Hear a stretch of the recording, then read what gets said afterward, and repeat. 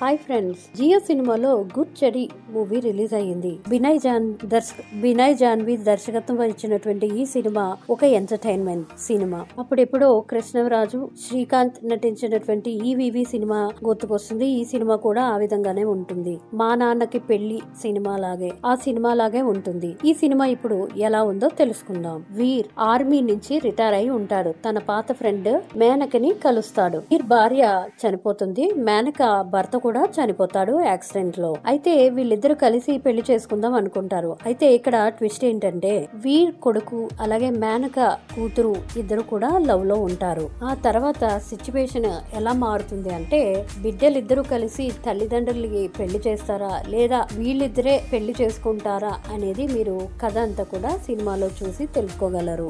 Director ఈ tough situation ని చాలా బాగా హ్యాండిల్ చేశాడనే చెప్పుకోవాలి, బాగా చూపించారనే చెప్పుకోవాలి. ఇది కొద్దిగా క్లిష్టమైనటువంటి సిచ్యువేషన్ అయినా కూడా బాగానే చిత్రీకరించారనే చెప్పుకోవాలి. ఇక్కడ ఎక్కడ కూడా సినిమా చూసినంత సేపటికి కూడా మా నాన్న పెళ్లి అనే సినిమానే మనకు గుర్తొస్తూ ఉంటుంది. ఎక్కడ పెద్ద పెద్ద ట్విస్ట్లు అయితే ఏమి ఉండవు. అలాగే ఈ సినిమా నార్మల్ గానే సాగుతుందనే చెప్పుకోవాలి. భారీగా అయితే ఏమి చాలా బాగా తీశారు అన్నంత సిచ్యువేషన్ అయితే ఎక్కడ మనకు కనిపించదు. పాటలు అలాగే టేకింగ్ అంతా కూడా పర్వాలేదు అనే స్థాయిలోనే ఉన్నాయి. విజయ్ దత్ చాలా ఫ్రెష్ గా మంచిగా నటించాడనే చెప్పుకోవాలి. అలాగే రవీనా టాండన్ అయితే పర్వాలేదు అని అనిపిస్తుంది ఈ సినిమాలో. ఇద్దరు యంగ్ కపుల్, ఇద్దరు కూడా చాలా ఓకేగానే కనిపిస్తారు గానీ ఎక్కడా కూడా హైలైట్ గా అనిపించరు. అలాగే ఎమోషనల్ సిచ్యువేషన్ ని చిత్రీకరించడంలో డైరెక్టర్ ఫెయిల్ అయ్యాడు అనే దాంట్లో ఎంత సందేహం లేదు. సరిగ్గా తీయలేకపోయాడు అనే దాన్ని మనం ఖచ్చితంగా ఈ మూవీలో చెప్పగలుగుతాం. హాస్పిటల్ సంఘటనలు అన్ని కూడా చాలా బాగా చిత్రీకరించి ఉంటే ఎమోషనల్ సీన్స్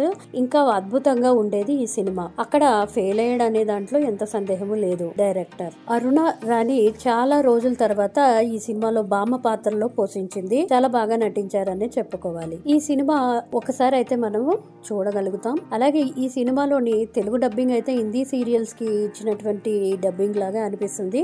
ఈ సినిమాని ఒకసారి అయితే చూడగలము. ఎంటర్టైన్మెంట్ గా అయితే చూడగలుగుతాం. ఈ సినిమాకి నేను ఇచ్చే రేటింగ్ 2 out of 5. మీకు కానీ వీడియో నచ్చినట్లయితే మర్చిపోకుండా లైక్ చేయండి, subscribe to my channel. Thank you for watching. Please subscribe చేసుకోండి.